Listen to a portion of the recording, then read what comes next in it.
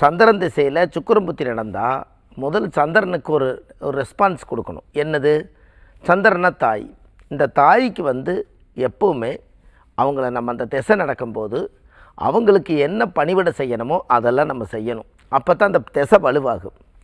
அதுக்கப்புறம் புத்தி என்னென்னு கேட்டிங்கன்னா, சுக்கிரன்னா மனைவி, ஒரு ஆணாக இருந்தால் மனைவி, அப்படி இல்லைன்னா ஒரு பெண்ணாக இருந்தால் மூத்த சகோதரி.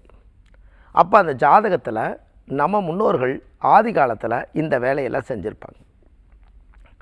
இவங்களை எல்லாம் வணங்கிட்டு வர்றதும், இவங்களுக்கு கொடுக்குற மரியாதைகளை கொடுக்கறதும், ஜாதகத்தில் எல்லா யோகங்களும் நம்மளுக்கு சப்போர்ட் பண்ணுறதும், இந்த விஷயங்கள்லாம் எப்படி அமைஞ்சிருக்கும் அப்படின்னு கேட்டிங்கன்னா, ஜாதகத்தில் இந்த மாதிரி நல்ல நல்ல விஷயங்கள் பொதுவாகவே நம்ம மக்களுக்காக எல்லா யோகம் ஏற்படும். அப்போ பாருங்கள், நம்ம ஜாதக ரீதியாக பார்த்தா இதிலேருந்து நம்மளுக்கு என்ன தெரியுது? இந்த சந்திரன் திசையில் சுக்கிரன் புத்தி நடந்தால் பாருங்கள், சந்திரனா பெண் கிரகம், சுக்கிரனாலும் பெண் கிரகம். அப்போ என்ன சொல்லுது?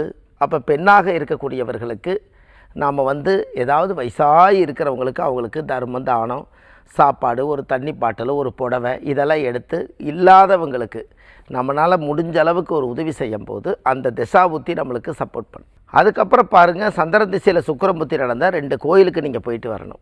அந்த கோயிலுக்கு போயிட்டு வந்தால் தான் அந்த ஜாதகத்துக்கு உயிர் வரும். ஏன் வரும்?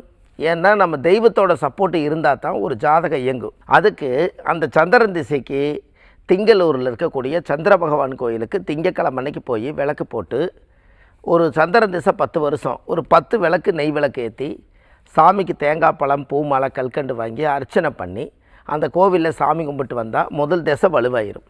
அதுக்கடுத்து சுக்கிரன் புத்தி நடந்தால் சுக்கிரனார் கோயில் கஞ்சனூர்லேயே இருக்குது.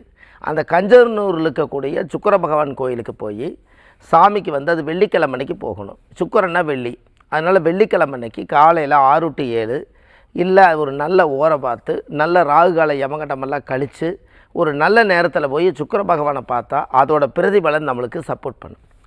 அதுக்கு சாமிக்கு தேங்காய் பழம், பூ, மாலை, கல்கண்டெல்லாம் வச்சு அர்ச்சனை பண்ணி நீங்கள் சாமி கும்பிட்டு வந்தால் அந்த ஜாதகத்தில் ரொம்ப பிரமாதமாக இருக்குது.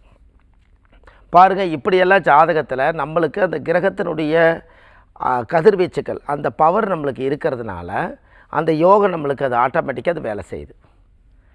அப்போ இதிலேருந்து நம்மளுக்கு என்ன தெரியுதுன்னா, அந்த சுக்கிர பகவானுடைய ஆதிக்கம். அப்போ சுக்கிரனுடைய ஆதிக்கம் அதிகமாக இருக்கிறதுனால அந்த ஜாதகத்துக்கு எல்லா யோகமும் ஆட்டோமேட்டிக்காக அது வேலை செய்ய ஆரம்பிச்சிடும்.